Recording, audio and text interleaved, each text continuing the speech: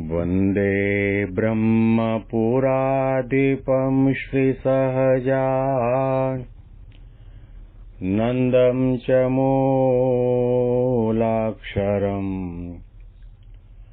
श्रेयस्कारणसद्गुणैकनिलयम् श्रीप्रागजिह्वावत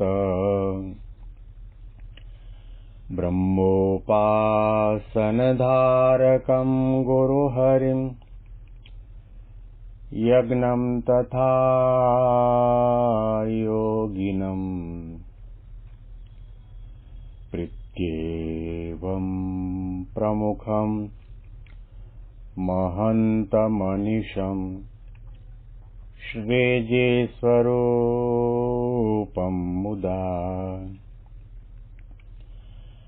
મહિમાનો મહિમા પ્રવચન માળામાં આજે 17મી મે 2025 શનિવારના દિવસે તમામ સંતો હરિભક્તોને મારા સાષ્ટાંગ પ્રણામ. જય સ્વામિનારાયણ. હેપી વચનામૃત શતાબ્દી મહોત્સવ. હેપી પ્રમુખ સ્વામી મહારાજ શતાબ્દી મહોત્સવ. ગઢડાંત્ય 24માં વચનામૃતમાં શ્રીજી મહારાજ ભગવાનના ભક્તમાં ઉત્કૃષ્ટ પ્રકારના સદગુણો કઈ રીતે આવે એના માટેની સાધના અને સાધન બતાવે છે. ભક્ત થયા પરંતુ ભક્તપણું ન આવ્યું, સાધુ થયા પણ સાધુપણું ન આવ્યું, સત્સંગી થયા પણ સત્સંગીપણું ન આવ્યું, અને બાહ્ય રીતે ભગવા કપડાં પહેર્યા હોય કે કપાળમાં તિલક-ચાંદલો કર્યો હોય ને ગળામાં કંઠી પહેરી હોય, એનાથી સમાજ કદાચ આપણને સાધુ કહેશે, ભક્ત કહેશે, સત્સંગી કહેશે, પરંતુ સંત અને ભગવંત તો અંતર્યામી છે, જાણે છે કે આનામાં ભક્તપણું કેટલું છે, ઉત્કૃષ્ટ ગુણો કેટલા છે. જીવનની અંદર સદગુણો ન હોય, આધ્યાત્મિકતા ન હોય, ભગવાનના વિશેની ભક્તિ અને નિષ્ઠા ન હોય, તો આપણે જે કંઈ વેશ ભક્તપણાનો કે સાધુપણાનો ધારણ કર્યો તે આડંબર માત્ર છે. મહારાજ આપણને શાસ્ત્ર માત્રના સાર સમાન એવી સાધના બતાવે છે. કારણ કે સત્સંગ થયા પછી અને સાધુ થયા પછી ને આધ્યાત્મિક માર્ગમાં કદમ માંડ્યા પછી આપણામાં આધ્યાત્મિકતા, સદગુણો, ભક્તિ, જ્ઞાન, વૈરાગ્ય, સેવા, નિર્દોષભાવ, નિર્માનીપણું વગેરે ગુણો આવવા જોઈએ. અને એ આવવા માટેનું કારણ શું, કયું સાધન કરવામાં આવે તો ભક્ત કે સાધુની અંદર ઉત્કૃષ્ટ પ્રકારના સદગુણોનું સિંચન થાય. મહારાજના અલૌકિક શબ્દો, દિવ્ય શબ્દોને આપણે વાંચીએ છીએ અને વળી શ્રીજી મહારાજે કૃપા કરીને એમ વાર્તા કરી છે, મુમુક્ષુને ઉત્કૃષ્ટ ગુણની પ્રાપ્તિ થાય તેનું કારણ શું છે? તો ભગવાનની કથા વાર્તા સાંભળ્યામાં જેને જેટલી પ્રીતિ તેને તેટલો જગતનો અભાવ થાય તથા કામ, ક્રોધ, લોભાદિક દોષનો નાશ થાય. અને જો કથા વાર્તામાં જેને આળસ હોય તેની કોરની એમ અટકળ કરવી છે, એમાં મોટા ગુણ નહીં આવે. શ્રીજી મહારાજે કથા વાર્તા ઉપર ભાર મૂક્યો. કયું સાધન મહારાજે બતાવ્યું? મહારાજે એમ ન કહ્યું ચારે વેદો કંઠસ્થ કરો. મહારાજે એવું પણ ન કહ્યું કે તમે ચાંદ્રાયણ કરો ને ધારણાપાણા કરો ને એકટાણા કરો ને ઊંધા માથે લટકો ને ગડબડ યાત્રા કરો ને ગંગા ગોદાવરીમાં એને યમુનામાં ડૂબકી મારો ને લાખો રૂપિયાનું દાન કર્યું, એવું કંઈ ના કહ્યું. અતિ ઉત્તમ પ્રકારના ગુણો ભગવાનની મૂર્તિ સામે ઉભા રહીને માળા કરવી એ ગુણ કહેવાય, સદગુણ કહેવાય, એની ના નહીં. ઠાકોરજીને દંડવત પ્રણામ કરવા અને સંતોને પંચાંગ પ્રણામ કરવા એ પણ સદગુણ કહેવાય, એની પણ ના નહીં.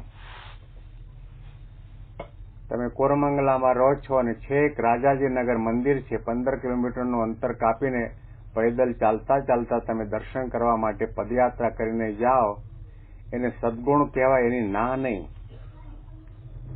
પરંતુ ઉત્કૃષ્ટ પ્રકારના ગુણોને સમજવું જરૂરી છે. આપણે સામાન્ય કક્ષાના સદગુણોને અતિ મોટા માની બેઠા છીએ. કોઈ એકાદશીની નિર્જળા કરતો હોય એ સારું છે, અભિનંદનને પાત્ર છે, પણ એને કરીને આપણે એને મહાન ભક્ત કે મહાન સાધુ માની દઈએ છીએ. જ્યાં સુધી કોઈ પણ સાધક કે મુમુક્ષુના જીવનની અંદર આજ્ઞા અને ઉપાસનાની દ્રઢતા ન થાય, નિર્માનીપણું ન આવે, નિષ્કપટપણું ન આવે, નિર્દમપણું ન આવે, દાસત્વ ભાવ ન આવે, દિવ્ય ભાવ ન આવે, નિર્દોષ બુદ્ધિ ન આવે, મહિમા ન આવે, ઉત્સાહ ને ઉમંગ ન આવે, ધીરજ ન આવે અને સર્વોપરીપણાની નિષ્ઠાની દ્રઢતા ન થાય, ભગવાનના કર્તાહર્તાપણાની નિષ્ઠાની દ્રઢતા ન થાય, ત્યાં સુધી સમજો કે આના બીજા બધા ગુણો છે એ સદગુણો કહેવાય, પરંતુ ઉત્કૃષ્ટ પ્રકારના ગુણ ન કહેવાય. ગઈકાલે પણ વાત કરી હતી કે આપણે જેના ઉપાસક છીએ, જે આપણા માટે ઉપાસ્ય મૂર્તિ છે, એવા અક્ષર પુરુષોત્તમ મહારાજ માયા પરનું તત્વ છે અને અનંત કોટી બ્રહ્માંડની ઉત્પત્તિનું કારણ છે. એ બે તત્વોથી કોઈ તત્વ પર નથી. આવું દ્રઢપણે માનવું અને જ્ઞાન સિદ્ધ કરવું અને એના સિવાય આપણું મન બીજે ક્યાંય પણ લેશ માત્ર સુખ દુઃખ માન અપમાનના પ્રસંગોમાં પણ ચડાયમાન ન થાય, ત્યારે સમજવું કે આપણામાં ઉત્કૃષ્ટ ગુણ આવ્યો. દાદા ખાચરમાં ઉત્કૃષ્ટ પ્રકારનો ગુણ, મહારાજે કેવી કેવી કસોટીની પરીક્ષા કરીને કેટલા પ્રકારના પ્રશ્નોને જીવનની અંદર આવ્યા, તો પણ એ પોતે આ ગુણ હોવાના કારણે સત્સંગમાંથી, ભક્તિમાંથી, શ્રદ્ધા અને વિશ્વાસમાંથી લેશ માત્ર પાછા નથી પડ્યા. બ્રહ્માનંદ સ્વામીનામાં ઉત્કૃષ્ટ ગુણ હતો, એક 2 વેદ વધારે ટાટ આપવા માટે મહારાજે ના પાડી, તો પણ મહારાજનો અભાવ નથી આવ્યો અને મહારાજને મૂકીને હાલતી પકડવાનો વિચાર નથી જાગ્યો. મહારાજને કહ્યું, પ્રભુ તમારી કૃપારૂપી કંથાએ કરીને મારું શરીર ઢંકાયેલું છે અને એને જ હું મારા ધન્ય ભાગ્ય માનું છું. તમે ઉઘાડા રાખો તો ઉઘાડા રહીશું. નખ જેટલી પૃથ્વીમાં પણ તમારા સિવાય બીજો કોઈ ભગવાન નથી, આવી દ્રઢતા છે, એટલા માટે અમે ક્યાંય નહીં જઈએ. આ ઉત્કૃષ્ટ ગુણ. ગોપાળાનંદ સ્વામી, ગુણાતીતાનંદ સ્વામી, નિષ્કુળાનંદ સ્વામી, લાડુબા, જીવુબા, જમકુબા, આ બધાના અંદર ઉત્કૃષ્ટ પ્રકારના ગુણ હતા અને એ ગુણ હોવાના કારણે તેઓ અવિચળપણે અખંડ રીતે ભગવાનની ભક્તિ, સેવા, સત્સંગ કરતા રહ્યા. તો આવો ઉત્કૃષ્ટ પ્રકારનો ગુણ છે આપણામાં આવે ક્યારે? તો શ્રીજી મહારાજે કહ્યું કે કથા વાર્તા કરો, કથા વાર્તા સાંભળો અને કથા વાર્તા કર્યા પછી મહારાજે કહ્યું શ્રવણ કરો, મનન કરો, નિધિધ્યાસ કરો, સાક્ષાત્કાર પછી થાય. આપણે સાંભળીએ છીએ ન સાંભળવા જેવું. આ કાનમાંથી તરત જ એ શબ્દ છે, દિવ્ય શબ્દ હોય, માયા પરનો શબ્દ હોય, ગુણાતીત કરે એવો શબ્દ હોય, આત્મનિષ્ઠા અને આત્મદ્રષ્ટિ કરાવે, અંતરદ્રષ્ટિ કરાવે એવું શબ્દ હોય, એક ક્ષણના માટે પણ આપણે 2 કાનની વચ્ચે ઉભો રહેવા દેતા નથી, તરત બારે. કારણ કે આપણને કથા વાર્તામાં રસ રૂચિ નથી. કથા વાર્તામાં રસ રૂચિ નથી એનો અર્થ એ થયો કે ભગવાન આપણને એટલા વાલા થયા નથી. એનો બીજો અર્થ એ થયો કે આપણામાં મુમુક્ષુતા આવી નથી. એનો ત્રીજો અર્થ એ થયો કે આપણે જાણવું જ નથી કે કેણે કરીને આપણામાં ઉત્કૃષ્ટ ગુણ આવે. લોલમ લોલ આપણી સાધના, સત્સંગ, ભક્તિ ચાલતા હોય છે. લાખોની સંખ્યામાં મોટા મોટા પારાયણો, વ્યાખ્યાનો થતા હોય ત્યાં લોકોની વેદની ઉમટતી હોય, પરંતુ હરામ છે એકના જીવનનું પરિવર્તન થયું હોય તો. પ્રમુખ મહંત સ્વામી મહારાજ ઘણી વખત વાત કરે કે આપણો સત્સંગ ને આપણી સાધના લોલમ લોલ, ગડબડ ગોટો અને પ્રભુ મોટો, આવું ચાલતું હોય છે. કથા વાર્તા કરવા, સાંભળવાથી આપણને ભગવાનની નિષ્ઠા થાય છે, ભગવાનનો મહિમા સમજાય છે, ભગવાનનું સર્વોપરીપણું સમજાય છે, ભગવાનનું કર્તાહર્તાપણું સમજાય છે, ભગવાનનું સદા સાકારપણું સમજાય છે. ભગવાન પરબ્રહ્મ પરમાત્મા પુરુષોત્તમ નારાયણ સહજાનંદ સ્વામી સર્વથી પર તત્વ છે એની દ્રઢતા થાય છે. અને એ નિર્વિકારી છે, નિર્દોષ છે, માયા મુક્ત છે, માયાને તાળે બાળે એવી શક્તિ, ઐશ્વર્ય પ્રતાપ એમનામાં રહ્યા છે. અને એમના અનાદિના સેવક ગુણાતીતાનંદ સ્વામી અક્ષરબ્રહ્મનો અવતાર છે. આ બધી દ્રઢતા આપણને ક્યારે થવાની? કથા વાર્તા થાય ત્યારે. જગત ખોટું ક્યારે થવાનું? કથા વાર્તાના હોંકારા અને પડકારા થાય. ગુણાતીતાનંદ સ્વામી જૂનાગઢની અંદર 40 વર્ષ 4 માસ ને 4 દિવસ રહ્યા. ત્યાંનો સભા મંડપ બ્રહ્મનાદથી ગુંજતો હતો.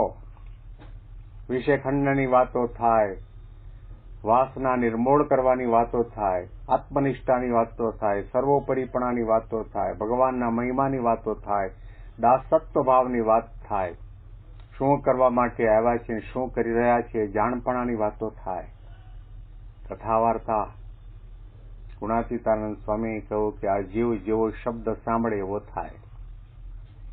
મહારાજે એટલા માટે કહ્યું કે ઉતરતા શબ્દ ન સાંભળવા, મળે તો મોટા પુરુષનો સંગ કરવો, પરંતુ ઉતરતાનો સંગ કરવો જ નહીં. જેની પાસે મોડી વાતો થતી હોય, નિર્બળ વાતો થતી હોય.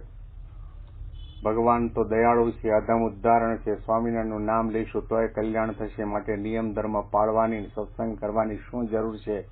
આવા મોડા શબ્દો, અભાવ ગુણના શબ્દો નાખતા હોય તો એને કરીને જીવ છે તે પોતાના આધ્યાત્મિક માર્ગમાંથી પડે છે. સત્સંગ કોનો કરવો અને કોનો ન કરવો, કેની પાસે બેઠક ઉઠક રાખવી ને કેની કથા વાર્તા સાંભળવી, એ સમજૂતી પણ મહારાજે વચનામૃતમાં આપી છે. કથા વાર્તાથી જ ખબર પડે. કથા વાર્તા કરી હોય, સાંભળી હોય, વિચારને પામ્યા હોય તો તરત ખબર પડી જાય કે ભલે ભગવા કપડા પહેર્યા હોય, ભલે કોઠારી ભંડારી પૂજારી હોય, પણ સાધુ કહેવાને લાયક એવા લક્ષણો ન હોય, આપણને તરત ખ્યાલ આવી જાય. કથા વાર્તા સાંભળતા હોય તો આપણો ઘોડો ત્યાં બંધાય નહીં, આપણે એમનામાં લેવાઈએ નહીં, એની સાથે મોહબ્બત થાય નહીં. સત્ય અને અસત્યનો વિવેક પણ કથા વાર્તા કરવા સાંભળવાથી થાય છે. શ્રીજી મહારાજે કહ્યું કે અમને કથા વાર્તા કરવા સાંભળવામાં તૃપ્તિ થઈ નથી અને તમારે પણ તૃપ્તિ પામવી નહીં. શા માટે આટલો બધો ભાર આપ્યો છે? સત્સંગ વગર અને ભક્તિ વગર ગમે તેવો વિદ્વાન હોય તે પણ અધોગતિને પામે, આવા પ્રકારના શબ્દો મહારાજે શિક્ષાપત્રીમાં લખ્યા છે. સત્સંગ વગર ને કથા વાર્તા વગર. માટે કથા વાર્તા એ જીવનું જીવન છે, જીવનો ખોરાક છે. આના અનુસંધાનમાં વિશેષ વાતો આપણે આવતીકાલના પ્રવચનમાં સાંભળીશું. તમામ સંતો હરિભક્તોને મારા સાષ્ટાંગ પ્રણામ. જય સ્વામિનારાયણ.